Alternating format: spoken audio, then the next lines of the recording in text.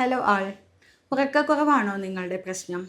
എങ്കിൽ അത് പരിഹരിക്കാൻ വേണ്ടിയാണ് ഞാൻ ഇന്നിവിടെ ഇരിക്കുന്നത്.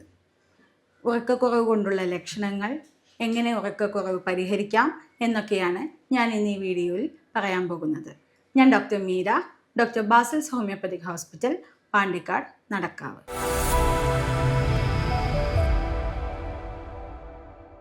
സാധാരണയായിട്ട് ഇന്ന് എല്ലാവരിലും കണ്ടുവരുന്ന ഒരു പ്രശ്നമാണ് ഉറക്കക്കുറവ്. ഉറക്കക്കുറവിന് മെയിനായിട്ട് കുറേ കാരണങ്ങളുണ്ട്. ഒന്ന് ഉറങ്ങും, നമ്മളൊരു ജോലി എന്തെങ്കിലും കഴിഞ്ഞ് വന്നു കഴിഞ്ഞാൽ ഒന്ന് ഉറങ്ങും. അത് കഴിഞ്ഞിട്ട് ഒരു 2 മണിയോ അല്ലെങ്കിൽ 3 മണിയോ ആകുമ്പോൾ പിന്നെ എണീക്കും, പിന്നെ ഉറങ്ങുന്നില്ല.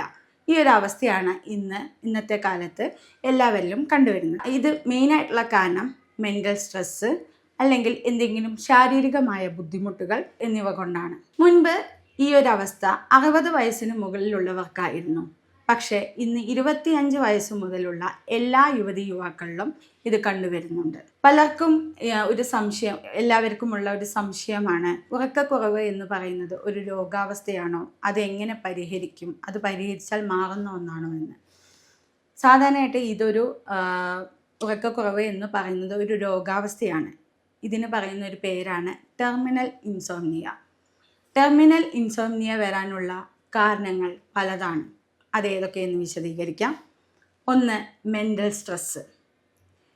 ഇന്നത്തെ പുരുഷന്മാരിലും സ്ത്രീകളിലും കണ്ടുവരുന്ന ഒരു പ്രധാന പ്രശ്നമാണ് സ്ട്രെസ് എന്നുള്ള ഒരു വേർഡ് അല്ലെങ്കിൽ എന്നൊരു കാരണം.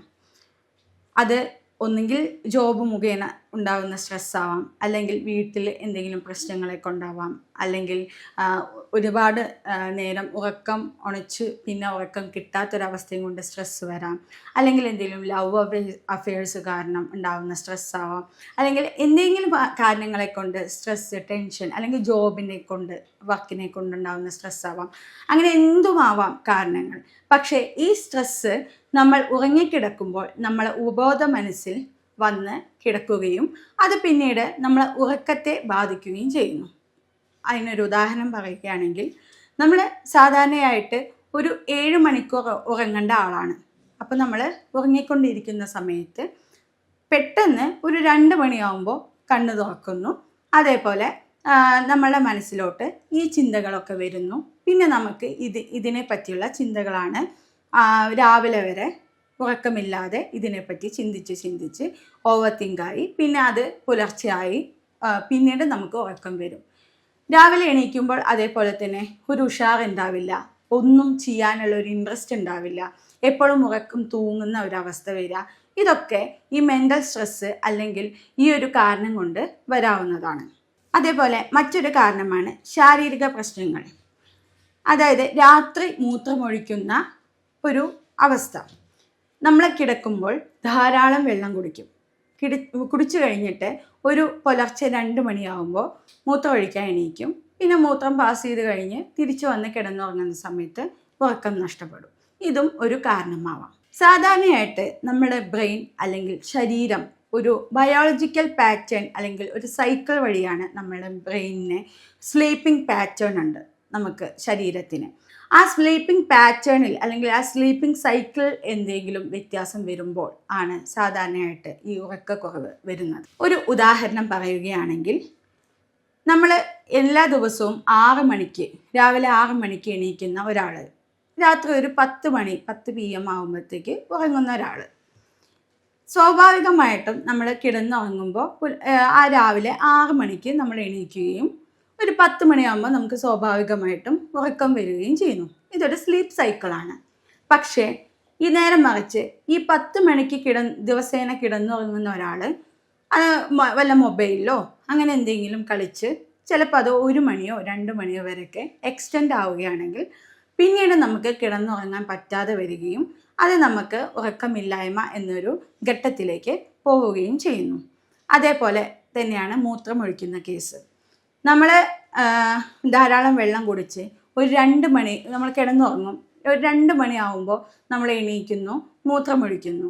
ഇത് എല്ലാ ദിവസവും തുടർന്നു കഴിഞ്ഞാൽ കൃത്യം 2 മണിയാവുമ്പോൾ തന്നെ നമുക്ക് മൂത്രമൊഴിക്കാനുള്ള ഒരു ശങ്ക നമ്മളെ ശരീരം പുറപ്പെടുവിക്കുകയും നമുക്ക് മൂത്രം ഒഴിക്കാൻ വേണ്ടി നമ്മൾ പോവുകയും തിരിച്ചു വന്നിട്ട് പിന്നെ ഉറക്കമില്ലാത്തൊരവസ്ഥയിലേക്ക് വരികയും ചെയ്യുന്നു. പിന്നീടുള്ള കാര്യങ്ങളാണ് ലൈഫ് സ്റ്റൈൽ. അതേപോലെ തന്നെ ചില ആളുകൾക്ക് എന്തെങ്കിലും ഗ്യാസിൻ്റെ ബുദ്ധിമുട്ടോ അല്ലെങ്കിൽ റെസ്പിറേറ്ററി സംബന്ധമായ പ്രശ്നങ്ങളോ, ആസ്മ, ചുമ, അങ്ങനത്തെ അസുഖങ്ങൾ, അല്ലെങ്കിൽ എന്തെങ്കിലും പ്രോസ്റ്റേറ്റ് ഗ്രന്ഥി വീക്കത്തിൻ്റെ പ്രശ്നങ്ങളോ ഉള്ളവർക്കാണെങ്കിലും ഈ ഉറക്കക്കുറവ് സാധാരണയായിട്ട് ഉണ്ടാവാറുണ്ട്. ഗ്യാസ്ട്രൈറ്റിസ് ഉള്ള ആളുകൾക്ക് ശ്വാസം തിങ്ങിയും കൊണ്ട് ശ്വാസം കിട്ടാത്തൊരവസ്ഥ, അല്ലെങ്കിൽ ഗ്യാസ് നമ്മൾ കിടന്നുറങ്ങുന്ന സമയത്ത് ഗ്യാസ് നിറഞ്ഞിട്ട് അവർക്ക് ഉറങ്ങാൻ പറ്റാത്തൊരവസ്ഥ വരുമ്പോൾ ഓട്ടോമാറ്റിക്കായിട്ട് അവർ ആ ടൈമിൽ എണീക്കുകയും പിന്നെ ആ ഒരു ബുദ്ധിമുട്ട് കാണിക്കുന്നതിനെ കൊണ്ട് പിന്നെ ഉറങ്ങാൻ സാധിക്കാത്തൊരവസ്ഥ വരികയും ചെയ്യുന്നു.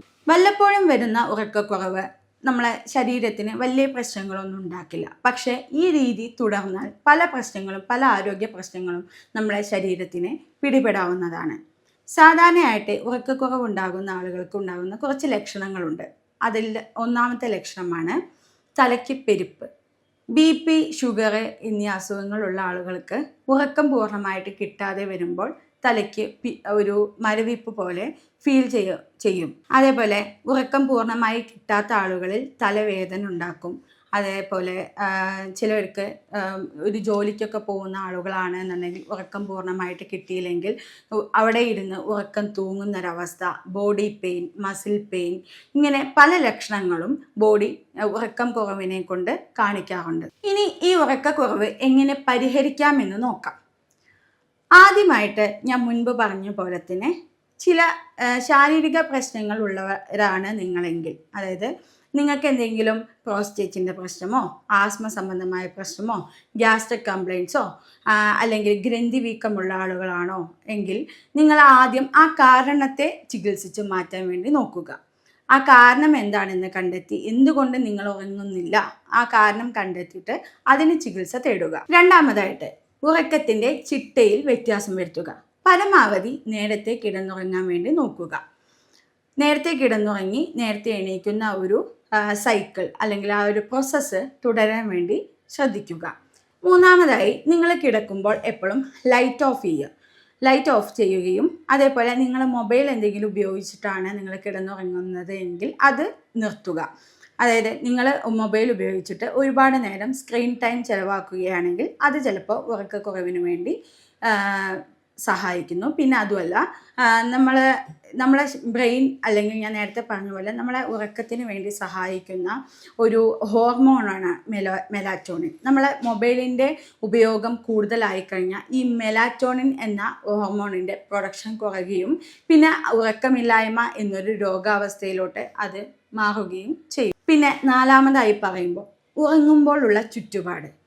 ഫോർ എക്സാമ്പിൾ, നമ്മൾ ഉറങ്ങിക്കൊണ്ടിരിക്കുന്ന സമയത്ത് അടുത്ത വീട്ടിലൊരു പട്ടി കുരയ്ക്കുകയോ അല്ലെങ്കിൽ നമ്മളുടെ ഫോൺ ബെല്ലടിക്കുകയോ അല്ലെങ്കിൽ ഫോണിൻ്റെ അലാം അടിക്കുകയോ എന്തെങ്കിലും ചെയ്തു കഴിഞ്ഞാൽ സ്ലീപ്പ് ഡിസ്റ്റർബ് ആവും. അപ്പോൾ അതൊന്നുമില്ല, ഒരു കാം ആൻഡ് ക്വയറ്റ് ആയിട്ടുള്ള ഒരു പ്ലേസിലാണ് നിങ്ങൾ ഉറങ്ങുന്നത്. നമ്മളെ എൻവയോൺമെൻറ്റ് എപ്പോഴും ഒരു വലിയ ഘടകമാണ് ഉറക്കത്തിൽ. അതേപോലെ ടെൻഷൻ, ആങ്സൈറ്റി, സ്ട്രെസ്സ് എന്നിവ ഉള്ളവരാണ് നിങ്ങളെങ്കിൽ അതൊക്കെ കുറയ്ക്കാൻ വേണ്ടി ശ്രമിക്കൂ. ഇനി ഭക്ഷണത്തിൽ എന്തൊക്കെ മാറ്റങ്ങൾ വരുത്തി കഴിഞ്ഞാൽ നമുക്ക് ഈ ഉറക്കക്കുറവ് പരിഹരിക്കാമെന്ന് നോക്കാം. ഒരു 6 PM ശേഷം നമ്മൾ മദ്യപാനം, പുകവലി, അതേപോലെ തന്നെ ചായ, കോഫി എന്നിവ ഒഴിവാക്കുക. അതേപോലെ തന്നെ രാത്രി സമയങ്ങളിൽ കാർബോഹൈഡ്രേറ്റ്സ് ഫുഡോ അതേപോലെ ഒരുപാട് മധുരമുള്ളതോ എരിവുള്ളതോ ആയ ഫുഡ്സ് ഉണ്ടെങ്കിൽ ഒഴിവാക്കുക.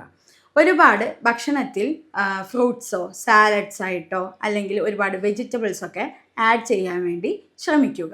അതേപോലെ തന്നെ ഉറക്കക്കുറവിന് വേണ്ടിയിട്ട് ഏറ്റവും കൂടുതൽ ഉത്തമമാണ് വ്യായാമം. നമ്മൾ വൈകുന്നേരങ്ങളിൽ വ്യായാമം ചെയ്ത് വന്ന് ഫ്രഷ് ആയിട്ട് ഒന്ന് കിടന്നുറങ്ങുകയാണെങ്കിൽ നന്നായി ഉറക്കം ലഭിക്കുന്നതാണ്. ഞാൻ നേരത്തെ പറഞ്ഞ പോലെ നമ്മളുടെ ബ്രെയിനിൽ നിന്നും പീനിയൽ ഗ്ലാൻഡ് ഉണ്ട്. പീനിയൽ ഗ്ലാൻഡ് ഉൽപ്പാദിപ്പിക്കുന്ന ഒരു ഹോർമോണാണ് മെലാറ്റോണിൻ. അപ്പോൾ ഈ മെലാറ്റോണിൻ പറഞ്ഞ ഹോർമോണാണ് നമ്മൾ ഉറക്കത്തെ പൂർണ്ണമായി, അതായത് ബാലൻസ് ചെയ്യുന്നതും ആ ഉറക്കത്തിൻ്റെ സൈക്കിളൊക്കെ കൺട്രോളാക്കി കൊണ്ടുവരുന്നതും. അപ്പോൾ ഈ മെലാറ്റോണിൻ കൂടുതലുള്ള ഭക്ഷണങ്ങൾ നിങ്ങൾ ഉൾപ്പെടുത്തി കഴിഞ്ഞ് കഴിഞ്ഞാൽ അത് നിങ്ങളുടെ ഉറക്കമില്ലായ്മ പ്രശ്നങ്ങളൊക്കെ തടയാൻ വേണ്ടി സഹായിക്കുന്നു. അവ ഏതൊക്കെയെന്ന് നോക്കാം. 1. പാൽ. ഏറ്റവും കൂടുതൽ മെലാറ്റോണിൻ കണ്ടന്റ് കൂടുതലുള്ള ഒന്നാണ് പാൽ. പണ്ടുള്ളവർ പറഞ്ഞിരുന്നു, രാത്രി നമ്മൾ ഒരു ഗ്ലാസ് പാല് അതിൻ്റെ കൂടെ കുറച്ച് മഞ്ഞൾപ്പൊടി ആഡ് ചെയ്തിട്ട് നമ്മൾ കുടിക്കുകയാണെങ്കിൽ നമുക്ക് നന്നായി ഉറക്കം കിട്ടുമെന്ന്. അപ്പോൾ പാലിൽ മെലാറ്റോണിൻ കണ്ടന്റ് കൂടുതലുള്ളത് കൊണ്ടാണ് നമുക്ക് ഉറക്കത്തിനെ ആ ഒരു സൈക്കിൾ അല്ലെങ്കിൽ ഉറക്കമില്ലായ്മ എന്നുള്ളൊരു പ്രശ്നം തടയാൻ വേണ്ടി സഹായിക്കുന്നു. 2. ചെറി. വെസ്റ്റ് ഇന്ത്യൻ ചെറീസാണ് നമ്മൾ ഭക്ഷണത്തിൽ എന്നും പതിവായിട്ട് ഉൾപ്പെടുത്തുകയാണെങ്കിൽ നമ്മൾ ഉറക്കക്കുറവിനെ തടയാൻ വേണ്ടിയിട്ട് സഹായിക്കുന്നു. 3. മുട്ട. 4. ബദാം, വാൾനട്ട് എന്നീ ഈ പറഞ്ഞിരിക്കുന്ന കാര്യങ്ങളൊക്കെ നമ്മൾ ഭക്ഷണത്തിൽ ദിവസേന ഉൾപ്പെടുത്തുകയാണെങ്കിൽ നമ്മളുടെ ഈ ഉറക്കക്കുറവിൻ്റെ പ്രശ്നം തടയാൻ വേണ്ടി സഹായിക്കുന്നു. അതേപോലെ ഇന്ന് യുവാക്കൾ പലരും ഉറക്കം കിട്ടാത്ത വരുന്ന ഒരവസ്ഥ വരുമ്പോൾ അവരുപയോഗിക്കുന്ന ഒന്നാണ് ലഹരി പദാർത്ഥങ്ങൾ, മദ്യം, ബീറ് തുടങ്ങിയവ. അങ്ങനെയുള്ള യുവാക്കൾ കൂടി നമ്മളുടെ സമൂഹത്തിലുണ്ടെന്ന് നിങ്ങൾ മനസ്സിലാക്കുക. അതേപോലെ നിങ്ങളുടെ ഉറക്കക്കുറവിൻ്റെ കാരണങ്ങൾ എന്തൊക്കെയെന്ന് മനസ്സിലാക്കി അത് കണ്ടെത്തി പരിഹരിച്ച് നല്ല രീതിയിൽ ഒരു ചികിത്സ തേടി നിങ്ങൾ അത് പൂർണ്ണമായി പരിഹരിച്ച് മുന്നോട്ട് പോവുക. അതുകൂടാതെ തന്നെ നമ്മളെ ഹോമിയോപ്പതിയിൽ ഉറക്കക്കുറവിന് അതിന് അനുസരിച്ചുള്ള മരുന്നുകളും കാര്യങ്ങളൊക്കെ ലഭ്യമാണ്. സോ ഞാൻ doctor Meera, doctor Basil's homoeopathic hospital, Pandikkad, Malappuram ജില്ല, നടക്കാവ്. Thank you.